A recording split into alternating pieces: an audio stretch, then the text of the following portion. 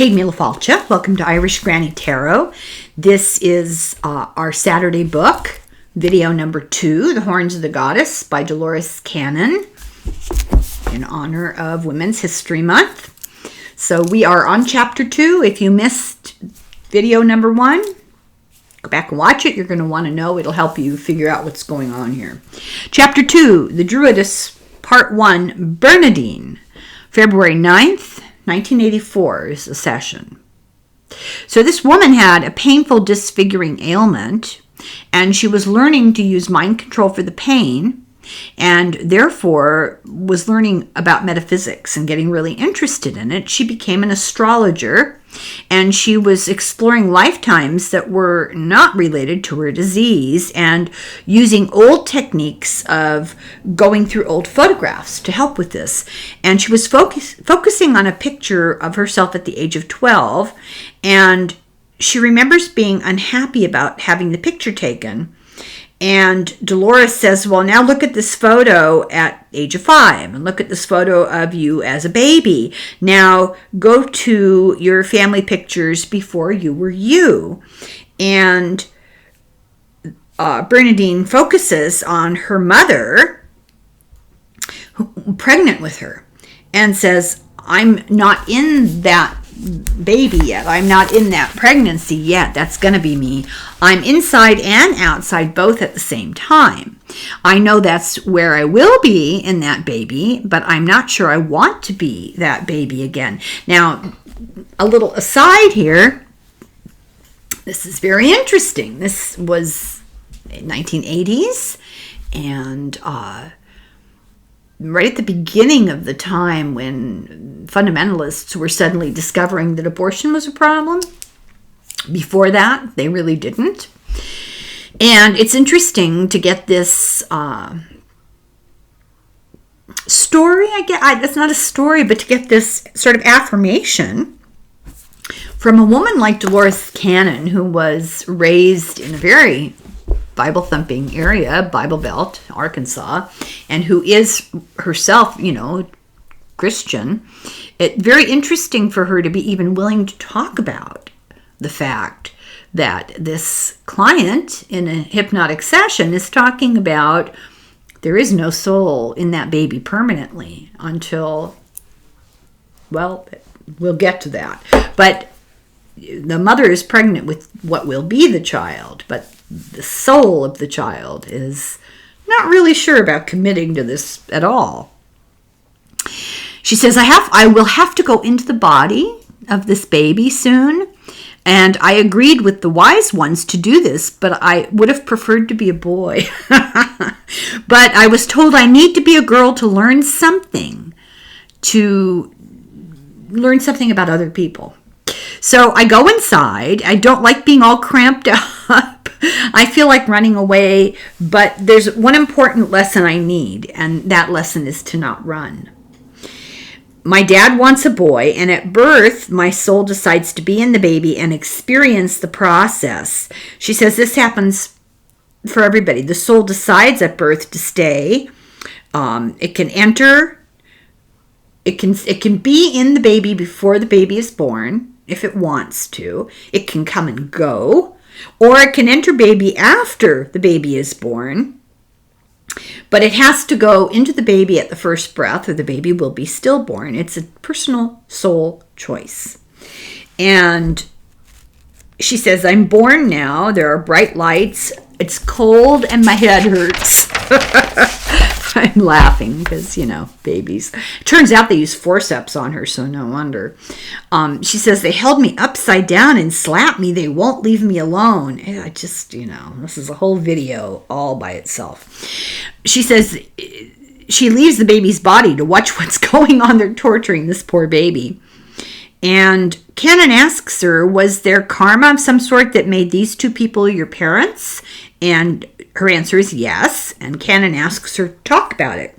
She says, my father in this life was my brother in an earlier life. My present grandmother was my mother in a previous life. My brother did something bad to me, and now he is my dad, my father, to learn to care for me appropriately. Her mother is supposed to teach her. It's an obligation from way back. She says, I see a group of women with long white robes. We deal with religious practices that others don't understand, and they have to do with natural law. My mother is a priestess on an island. She's a druidess. So Canon thinks to herself, was this the group that Karen had talked about? Because this cell sounds very familiar.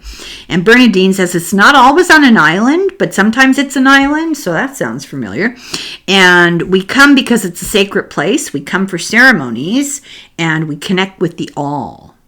She says, I am new, I am young. The others have been there together a long time. My parents were killed when the group found me, and she says, we don't live on the island. We wander to where things grow that we need, and sometimes we have to hide from the magistrates in the towns because they say that we use magic. There are no men in our group. There are a number of women in the group, and the number changes. Some go elsewhere, some stay longer. We get to the island by walking when there's no water there. The priestess knows when to do it. What are their names? Lorene? Leanna? So she's got these names that she's making reference to. She says there's a white stone altar. It seems like the last altar was black with a white stone in the middle. She says we wear belts for different colored ranks, like judo, And the priestess wears a special jewel on a neck chain. And when the client, Bernardine, wakes up, she doesn't remember any of this at all.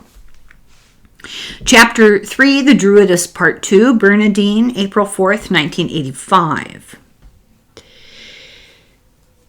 They're trying to do hypnosis for her this day because she has a pain on the left side of her head. And in her session, she sees a sapling with it's small with few leaves, and it has medicinal qualities.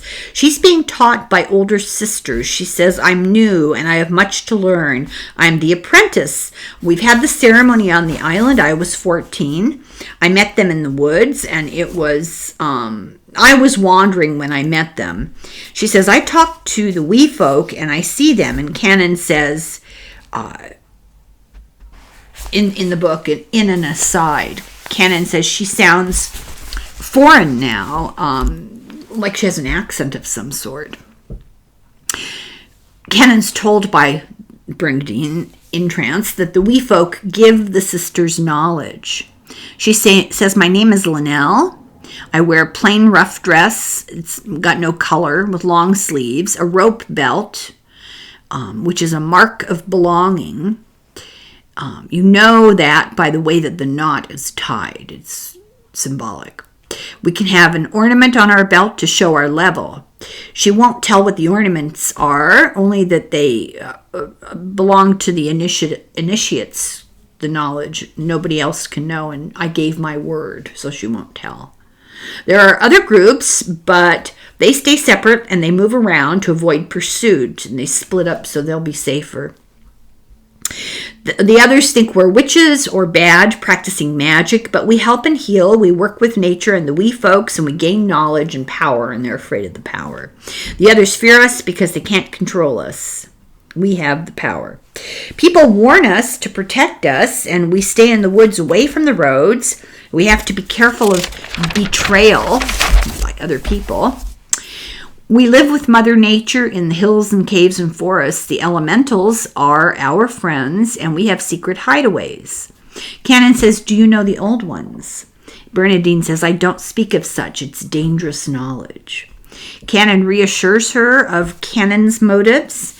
Bernardine says, the old ones provide the sisters with help. They're kind, and it's really sad that the others wish to destroy them and hurt them. She says the island is safe. Some people go every month, women. The bad people don't know about it because it's shrouded in mist. So it's like a Brigadoon situation. Bernardine, surprised Canon, knows of this island of the mists because it's secret. The land bridge, it's a secret. There are other secret isles elsewhere, and they're kept secret so that these bad people will leave the good people alone. And they're every place. They look the same in the mist, and the mist is created by the lady meaning the goddess, and it's for safety. She says, I've only seen the lady in her light, not her face, so she's a light entity. She says, the people in the group are like sisters, like friends, like family. Others call us Druids. We have secret names. You can call us sisters. The Druids are men. That's not us. But many do call us Druids. It's not the real name of the group. The real name of the group is secret. She says, we don't approve of purposes to which the men use their beliefs. They use similar ancient teachings, but they don't use them in a good way. We only use them when approved by the Spirit. The men abuse the knowledge. We bring healing, harmony, and love. Canon says that this is her purpose, too. Bernardine says, you're strange not to be a sister. Not many ordinary folk who know what you know exist separate from the sisters. Do you wish to be a sister? And Canon says, well, possibly. She's trying to be diplomatic. And she's told, you may be too old to join. She says, well, that she assures her intentions are good. She's only curious, and she would protect them against pursuers. And Canon asks her about the stone sites, and like Stonehenge. And Bernardine says, yes, they were placed by the ancients. They're special places for energy and wisdom. There are many, some smaller. Many people don't understand their purpose. There are also individual stones. She can't say the name of the stones, maybe because they're a secret. Then she decides, well, maybe it's okay to say that it's magic circle. They're placed by the ancients. She says the Druids then were not the same as the Druids in her time. It's a misused name. So the feeling I got from this, it was a little confusing, is the ancient ones, Druids, had the right intention. They shared the right intentions. But at some time, the men became corrupted with a desire for power. The women were into the healing and the caring for others, and the men wanted to use it for nefarious purposes, and the women stopped. They did not call themselves Druids. Only the men were called Druids. The women were accused of being scary and using magic, but they were doing good and the men were not. So that's where things stand in this past life. She says that she's been to the magic circle twice for special ceremonies to increase her power, and only high initiates can be in the ceremony. Canon says, have you heard of the giant's dance? This is what she was told by Karen. And Bernardine says, strange, I haven't heard of that. And Canon asks, what's the name of your country? Bernardine doesn't know what she means. And when she's awake, her pain is gone. Bernardine helped later with the astrology in the Nostradamus books, Volume 2, which we've done. You can go back and check them out. Bernardine died after Christmas in 1995, Canon says. Section 2, Brenda's story as Estelle. So this is the introduction to Estelle. Canon was horrified by the stories that she heard about the Inquisition. Her daughter finished Canon's work on these stories. So Canon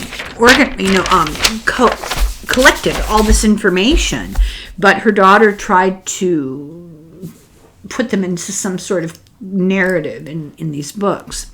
Chapter 4, A Follower of the Old Ways, April 29th, 1986. This is Brenda. Brenda did many sessions, and she was a good subject and helped Canon develop her technique. While in trance, Brenda's subconscious told Canon to explore Brenda's life as Estelle, that it was important for Brenda to understand about this in her present life. In a trance as Estelle, she finds herself preparing food in a kitchen in a duchy allied with Flanders. Okay. She's a scullery maid. Oh, well, a fellow professional. She's a scullery maid in a large house in a kitchen.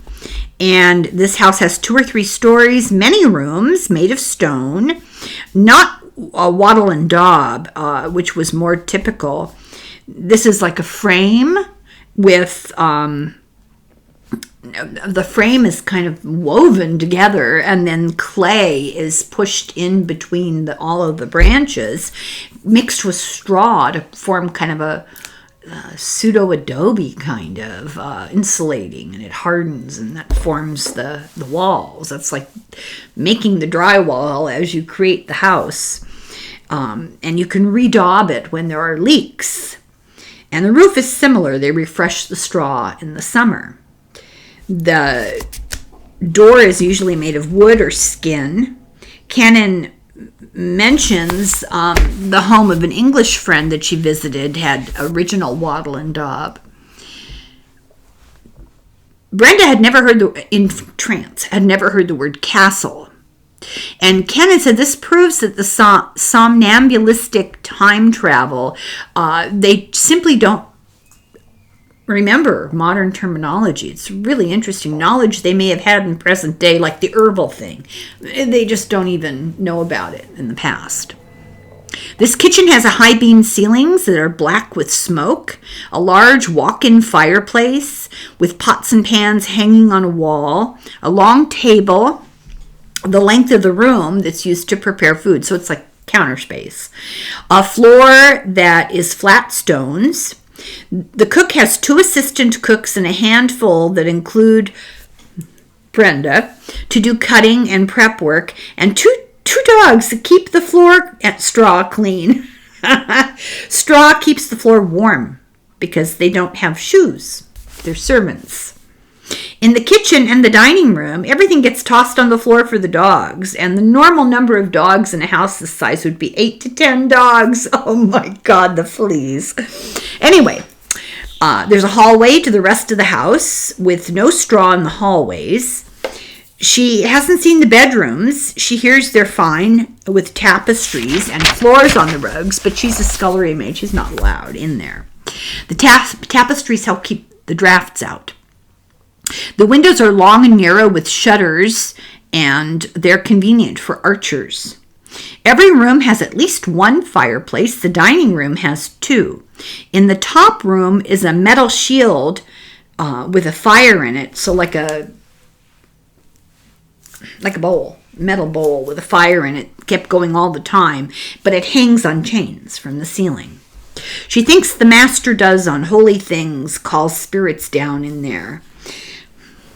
More later. She says it's a good way to heat small rooms, and there's no chimney, so it's smoky, therefore the windows are kept open. Sounds kind of miserable. The master spends several evenings there up on top of the top floor. There are parchments up there. Only the nobles can write. Brenda doesn't know how to read, and she can't count far. She says this is what nobles do. She's 15 or 16, which is marrying age, and she may have been born here. She doesn't know her father. She has a dim memory of her mother. Her mother died when Brenda was young, and she's allowed to go out and relax in the fields when she's not helping with the cooking. She sleeps in a nook under the stairs, and it shares a wall with the fireplace, so it's always nice and warm. She sleeps on the floor and sometimes finds a discarded cloak to use. She wears a skirt and a blouse with a bodice and a kerchief. They don't have real color. They're not dyed. They're just natural fiber.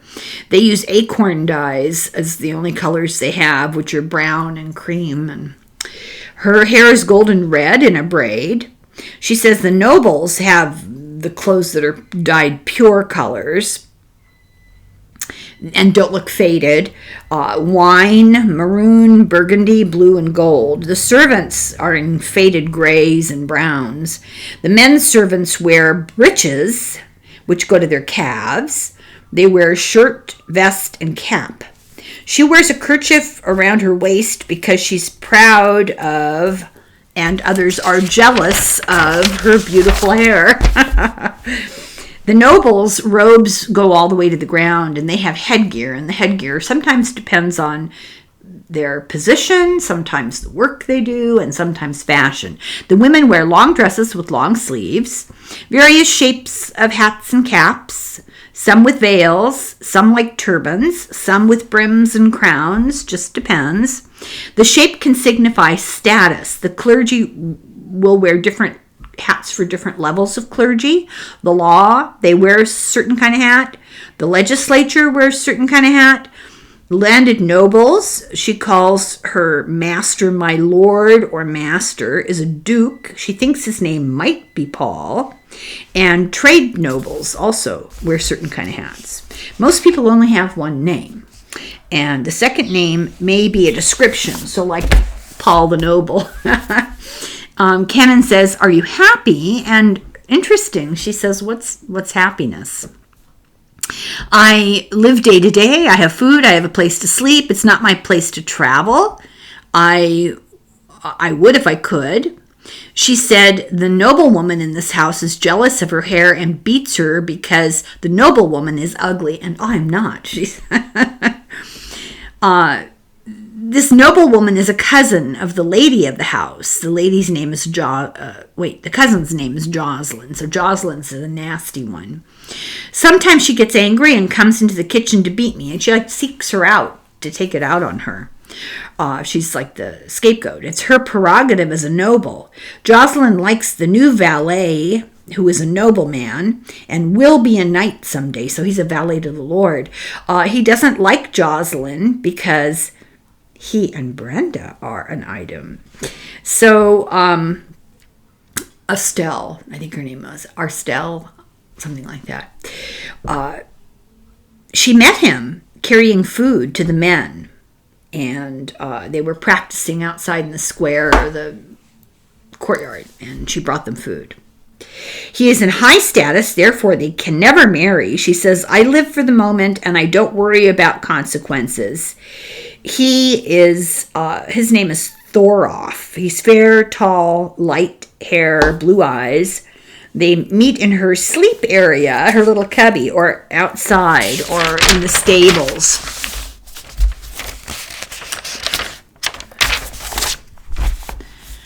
Jocelyn always is asking him, this is the cousin noblewoman, to attend her like in the middle of the night.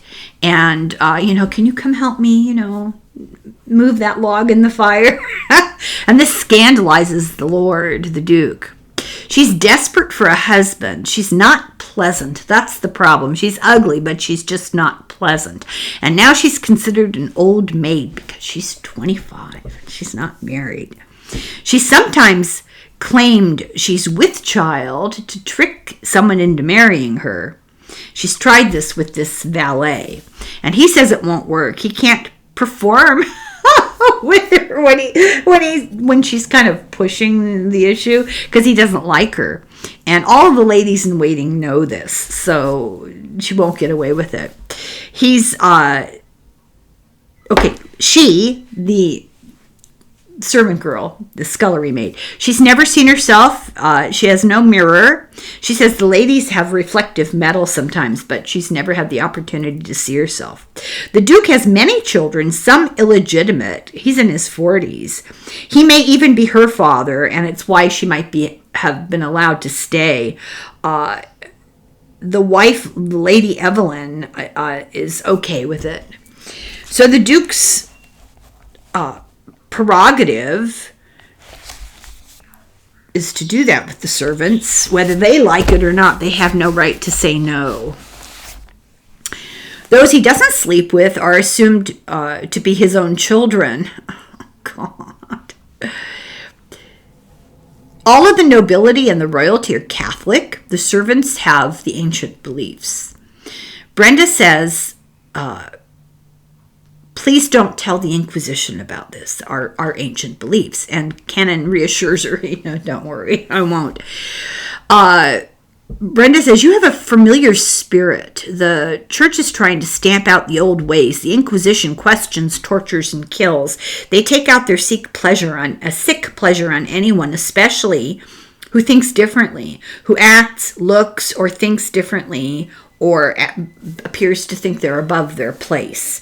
The Duke does evil, twisted things in this tower room, too powerful for the Inquisition to get him, but he does ceremonial magic stuff that's bad up in his room. She says, we follow the cycles of the earth and the powers of the moon. The goddess reveals herself. We work in harmony with her power.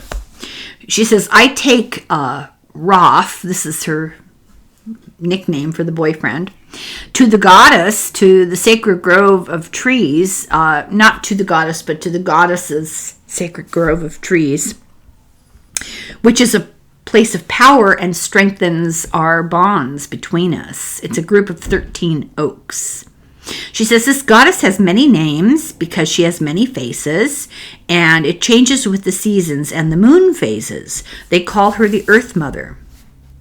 Jocelyn is pushing too far on her end of the balance, and it's going to balance out. What she's saying is karma is a you-know-what, and that she will be destroyed eventually to achieve harmony. This is what the goddess has told the servant. So Roth is now no longer a valet. He's now been promoted to page, and later he'll become a knight. The page learns the inner working of the system by being a servant to the knights and the lords. Help them to dress, give them food and drink, take messages. When they're older, they help with the weapons and they dress for the battles, and they might work with the affairs of state as an aide. He has weapon training, and that's how they get their training to be a knight. And when they have sons, they always send them to get this training to other households. The knight defends in fights, he escorts, and delivers messages. In peace, they have contests to keep their skills up. And the jousts are a big holiday to watch. They do a big joust on Mondays because this day was important to the old ways. The church won't admit this, but this is the truth. May Day. May Day is celebrated by the church, but the real spring is not May Day. The real spring is earlier, and she said, we of the old ways know this. Real spring is the equinox, right? Yesterday. Well, by the time you see this, it won't be yesterday, but yesterday since I'm recording this. Brenda says that you, Dolores Cannon, will be tested to be sure we can trust you.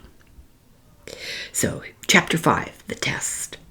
May 6, 1986. Our Estelle is in a trance.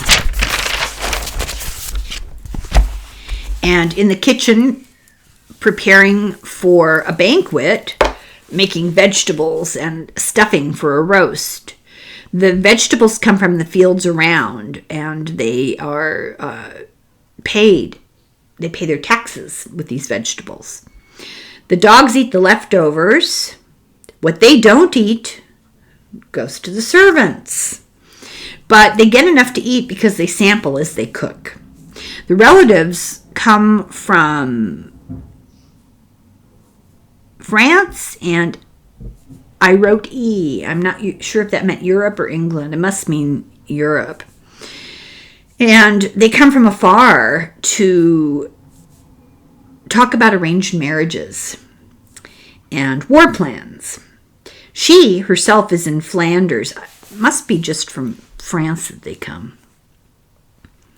She thinks the arranged marriage is for Lady Jocelyn, and Roth, the scullery maid's boyfriend, Estelle's boyfriend, is a valet. He would not be suitable in status for Lady Jocelyn. And Estelle says she would love to see Jocelyn go because Jocelyn is jealous of her looks, jealous of her singing voice. Cannon says that Cannon is told that she's been tested, but she's unaware. And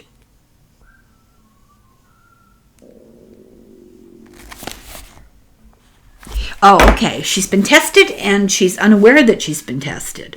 That's because Estelle tells her, that's because I did the test. I took water to the focusing stone, and I scried. I looked in the water, and I saw that you're not of the Inquisition. You're okay.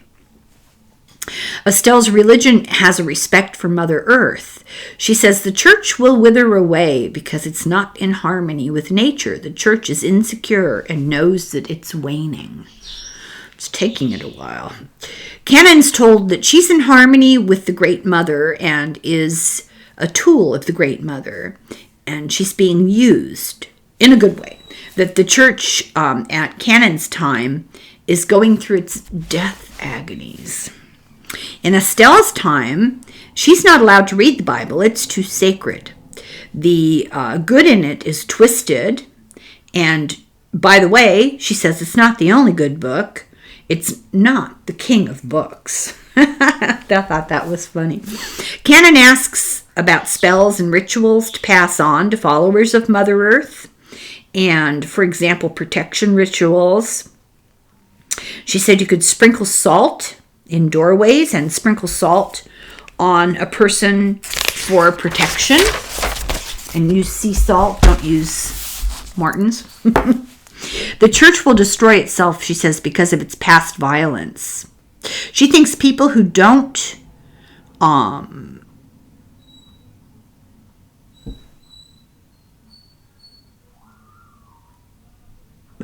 people who don't know call women who belong to her beliefs Druidesses, but it's being used erroneously. She says they've always been around, but they need to be kept secret for their safety. So here, once again, is this story from another random person. This is Brenda as Estelle, but she's reiterating what Karen said, and she's reiterating what Bernardine said. Very interesting, because they didn't know each other, and this stuff was not published. Canon's told that the beliefs are passed from parent to child. They don't preach. She says they observe anyone who's trying to find a path, and if they seem receptive. And if they look like they're attempting the path, they watch them for a long time to make sure they're safe, and then they'll help. She says it's difficult to do the path alone because this church warps your mind. Secrecy is necessary because the church is very powerful. There are many spells for love and protection, everyday spells. Also, spells to know your enemy's thoughts. They're difficult to do, and they're difficult to describe. She says she thinks Jocelyn gets bad to her because Estelle confuses Jocelyn's mind. She makes her stammer and be foolish around Rolf, so she'll be unappealing. She knows that the Lord of the Manor guy does rituals in his tower room that are intended to disrupt the vestal and mystical aspects of his church. She says priests lie and tell people that no one is doing these rituals, but they do them too. For example, staring at lit candles in front of a statue is a ritual. I've done that. I find that very calming. I didn't realize it's kind of a meditative thing. I suppose I just didn't think about it, but it's one of my only favorite things about being a Catholic. If you're in one of these really old churches that have the niches with the statues and the candles, it's one of the more appealing features. I find it very meditative, and it's interesting. In a lot of these older churches, they're not using candles anymore. They're using little electric lights. Not the same. Interesting. Not the same.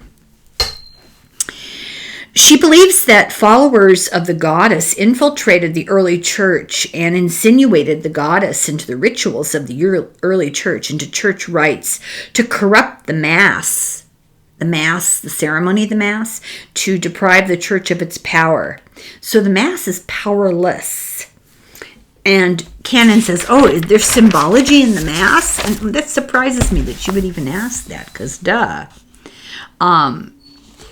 she said, well, for example, Estelle tells her the numbers 3, 7, and 12 are connected to the goddess.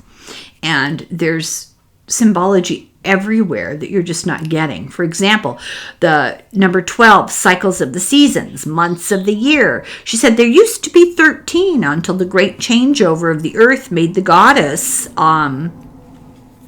cry. She said it was horrible, and it was many ages before the church was even existing. 7 is a spiritual number. The number 3 represents the multiplication and growth with children. For example, okay, this was complicated, but I'll try to make it clear. Good luck. The number 3 is all about growth, and it's about growth because it's about the relationship between parent and child. In other words, one parent plus one parent equals 2 people, right? And 2 people plus one child equals 3. So 3 is the product, it's multiplication of life. So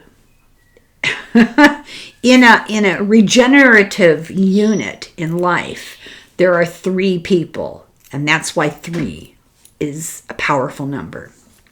It represents creativity. It's an active number, the action of growth and creation. A 4 is 4-sided. A 4 is stable. It's a resting number, a secure number. The 5 is physical. It's a representative of the 4 limbs and the head. The 6 is a spiritual number.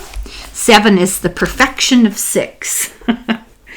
1 is the source of the energy in the Earth Mother, the origin of energy of creation. Before 1 is the void, and it's good to meditate on this. The limits of the consciousness and beyond, the entire concept of the Great Mother. Important to meditate on this. 2 is a good number for love spells, the Great Mother and her consort. 8 is a spiritual resting and meditative number. 9 is a spiritual link to 3 times 3. It's potent for creativity. 10 is the crowning achievement. The numbers are very much the symbology of the church. There are other symbols in the church: the fire, the burning, the smoke, the smells of the incense. Love some good church incense. Incense signals a certain state of mind. The church uses harsh masculine smells, and she suspects that they add drugs to sedate the crowd and make them more susceptible. Isn't that interesting? Now, mind you, this is a long time ago. I kind of doubt they do that now. They wouldn't want to spend the money. She may have no name for the herbs and roots, but the women recognize them and they know where to find them. The Great Mother is the power of the universe. It's not a direct masculine power. It's indirect, like water on stone. It's gradual and flowing. And I wrote little comments to myself when I read these books. And in the margin, I wrote, it strikes me that this is happening with white Christian nationalism, for example, getting rid of Roe. And I'm referring to the next thing I'm going to read here. Men know that people will find this energy of the goddess, the power of the universe in the goddess, and follow it. Men are afraid of this, and therefore they have exploited the symbol of the Virgin Mary to profane the power of the goddess. So this virginal thing is their highest female symbol, and it denies the creation of power of creation of the universe that the goddess embodies. They worship her, but they make her subject to the Father. She has no power of her own. She is characterized as using the feminine wiles to get the Father to do things. She's subservient. The people are taught to go to Mary to intercede, and they're not taught that she has her own power. The real story behind Mary has been twisted to consolidate male power. This is fascinating to me. She says she was so young that she didn't realize that what she and Joseph had done meant that she wasn't a virgin. Mary was so young when she got pregnant, and she still called herself a virgin. She was too young to understand what was going on, period. That's kind of gross. The church twisted this and claimed that she was impregnated by the Spirit. Jesus was a servant of the goddess who tried to soften Judaism towards the goddess. After his death, half of his followers stayed on this path of the goddess. The other group became power hungry. They consolidated their power. They tried to stamp out the goddess group. The followers of Christ would not be a church. They would be in many small groups. The true followers of Christ, they wouldn't form a church. They were worshiping the goddess in small groups. Canon is again told that she's passed the test, that they know she's safe. Chapter 6, Pentagrams and More, May 13th, 1986. So we're back again with Brenda. She's in trance. She's Estelle. She describes that they're digging truffles. They're using the old ability to sense the unseen things. The church doesn't like that. She describes truffles and the dishes that they cook with them. In her group, she says they know about the church so they can protect themselves. They throw the priest off the scent. They go to Mass. They pretend. Most priests do what they do in church because they're just repeating what they've been told. It's completely out of ignorance. It's rote. There's no thought behind it. They don't know the real meanings or origins of any of the rituals they do. There's a nearby priory, monastery, and she describes the Inquisition. She says it's a group of priests that torture people. They're sick, and they get pleasure from hurting people and animals, and it makes them feel whole. So what she's describing is a system, an institution of power, controlling the people with fear, and attracting the participation of psychopaths. They say that they do it for the glory of God.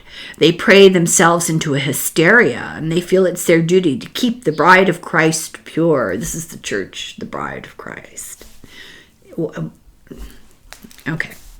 If Christ came to take a bride of a church, it would not be the Roman Catholic Church, she says. The Inquisition is a stain. They have agents everywhere, or paid informants everywhere. They get money for turning in people. They're greedy, and they make up reasons to turn people in. They'll go after anyone who has courage to look them in the eye, or who has courage to question things. Somebody says, why do solid clouds float and don't sit on the ground? You ask a question like that, you're in trouble. They pick on the disabled or somebody with a deformity or a mark on their skin. They call it a witch mark. They pick on the worthless, the burdens, like old people, especially widows. Canon is told that you would not be safe. You would need protection from us because Canon asks too many questions. They expect people to grovel, hat in hand, eyes down, or be plowing, or be in church. They don't want you to ask or to know. You have to know your place and stay there. To know more is heresy, and heresy is anything that they want it to be.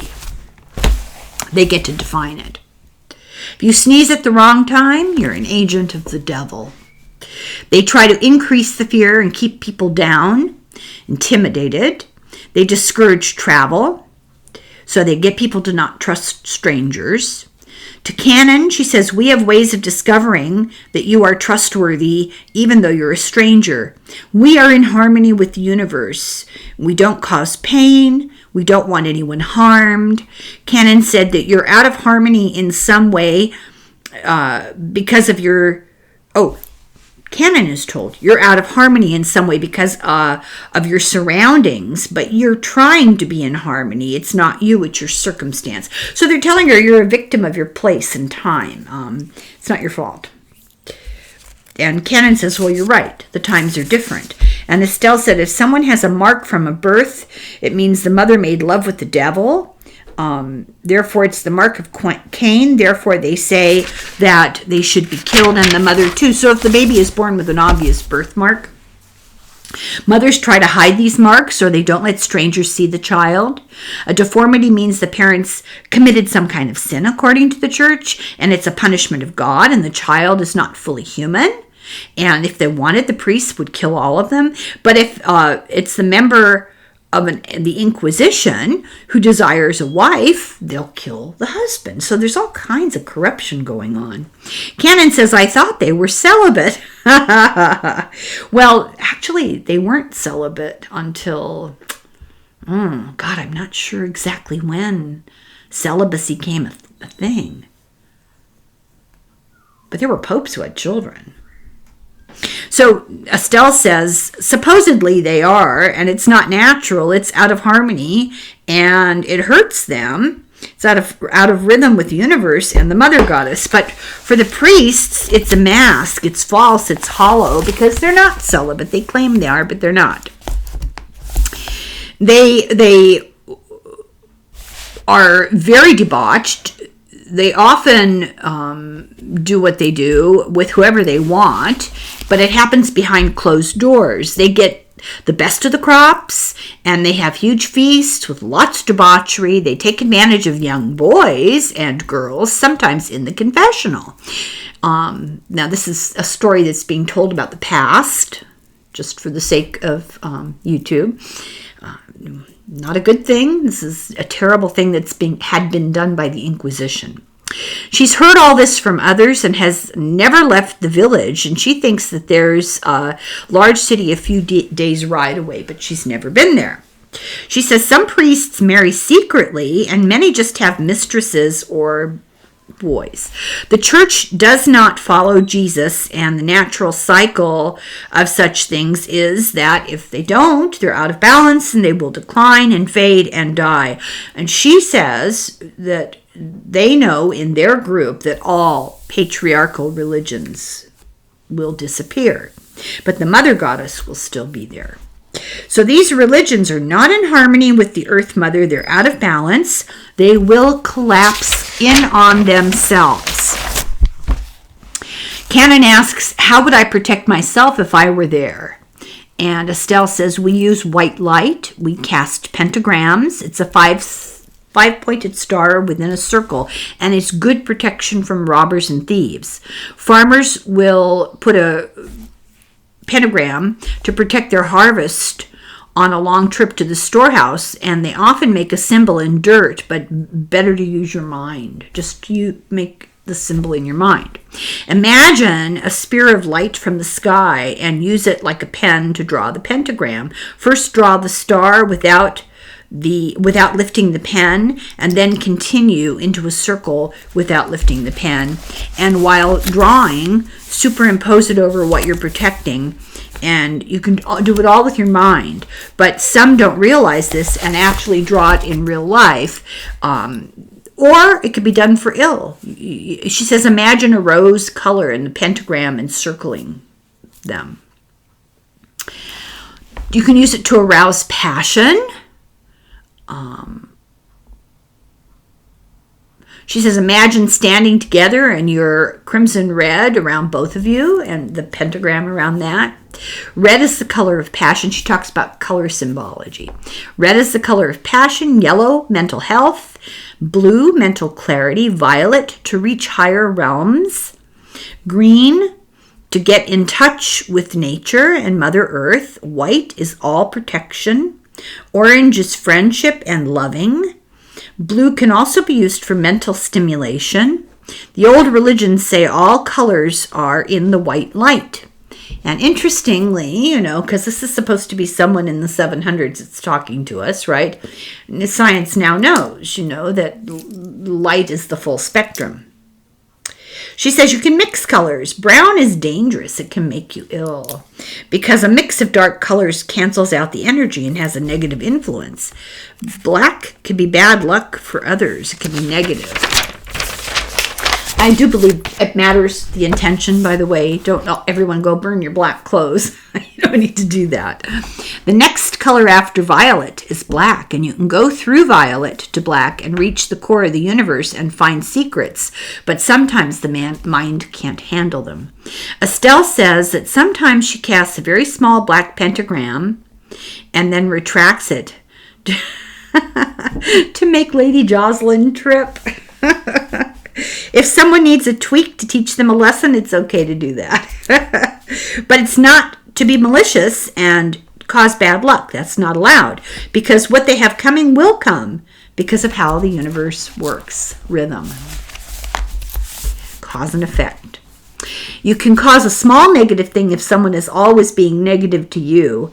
You're not supposed to cause harm. You just, like, you can annoy them. You do it in a sense of mischief.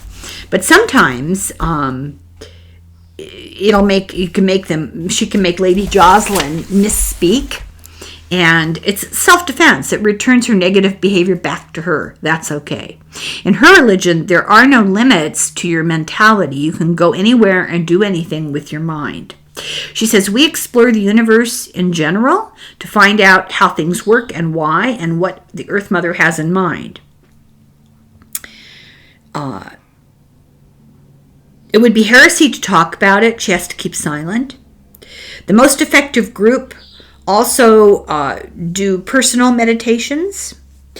Do it as a group in a grove, and then do it singly. But each of us finds a spot that we're best tuned to the earth, and we prepare ourselves, clear our minds, relax our body, picture diving into the white light, or picture a starry night with the moon, and think of flying up to the stars. It pushes the limits of being for one person, and then we join hands in a circle on the ground, put a design or a rock with a point of focus in the center, and we direct our group energy. We don't use drugs. We keep a clear mind for it. We travel only with the mind. Drugs do get used in other rituals, but they will drink fermented herbs and powerful berries is what the drug is.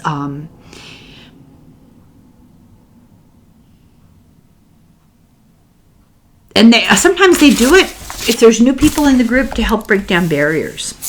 So then we go to a hidden part of the mind and drink. It must be made right, so it's powerful, but we have to make it right because it's so powerful it can kill. It can give you heart palpitations and sweat and your skin on fire and paralysis. The church is against healing herbs.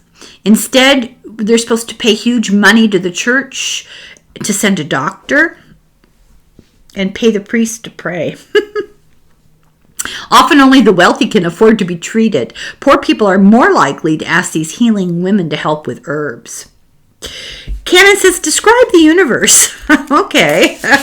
Estelle says, that's hard. It's like a gigantic sphere, but also a tunnel that goes on forever and loops back on itself in a tangle. Time is like that because time and the universe are the same thing. After the group travels the universe, they often return to heal members with thought. And she said witches flew all right. They flew with their minds, but they were projecting. They weren't, like physically flying. Let me see here.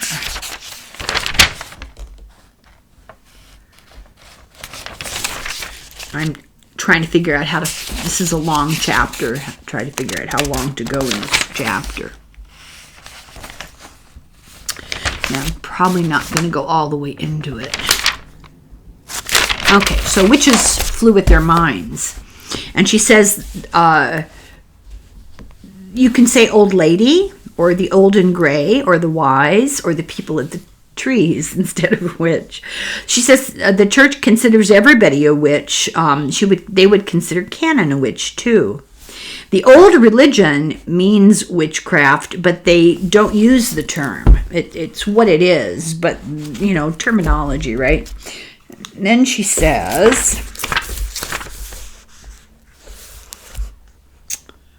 the church would use witch for someone who is concentrating on the negative side of things and worshiping the church's notion of the devil.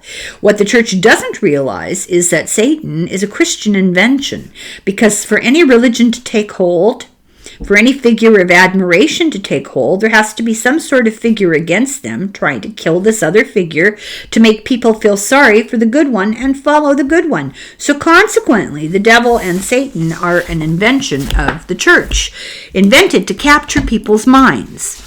The devil is an invention of the church. It doesn't exist, but there are dark forces.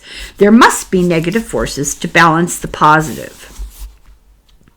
She says a coven is another word for their group. And when projecting their minds, they can see the danger to them long before it comes. She says we have time to be unseen, protect ourselves while meditating. We use our mind to protect ourselves while we're meditating. Didn't realize I quickly have more to read here. So she asks her about holidays, and she says, well, there's a hallowed evening, Beltane. It's a Celtic word which means the fires of Bel, a Celtic deity, a fire festival that celebrates the coming of summer and fertility of the coming year. These rituals would often lead to matches and marriages, either immediately in the coming summer or autumn. Beltane is the Gaelic May Day festival. Most commonly, it's held on May 1st, or about halfway between the spring equinox and the summer solstice. And other holidays, Beltane is a spring festival celebrated in May, but they have 4 main holidays, and they're usually as close as they can come to the solstices and the equinox. There's Lammas, let's see here, special days, times of the year that earth energy is flowing to do good things. The equinox is the biggest at night. In the fall, it's hallowed eve. In the spring, it's Beltane. In the winter, it's Lammas. And in the summer, it's solstice. Those are the high festivals. Solstice is the biggest when the summer sun is strongest. Lammas is the hallowed eve, most important because it's the end of the year and the beginning of the next for us, like New Year's Eve. They are more likely then to take herbal drinks and do meditation, and the energy of the group at that time can have a profound experience, like prophecies and visions. Partially because of the moon energy, partially because of the flow of the earth energy, they work together. Lammas invokes the power of fire. They stare at a bonfire, and it does something to the mind. As a group, they can travel, or do something with the land, or go to a higher energy to help the spring crops. The growing season starts before the spring. It starts in the earth. And at Beltane, the equinox, she says everything is in balance. The rituals then are about balance, celestial beings, day and night. She says, you need to give us credit. Look higher. We aren't simple just because we're from the ages past. The church suppresses this knowledge, and it's been largely successful, but we always had it and passed it on. In the past, we had much more amazing knowledge and both physical and mental abilities that are hard for us to pretend to be ignorant about now. Canon said it must be hard not just to say, I don't believe in what you're doing. It must be really hard to not say that.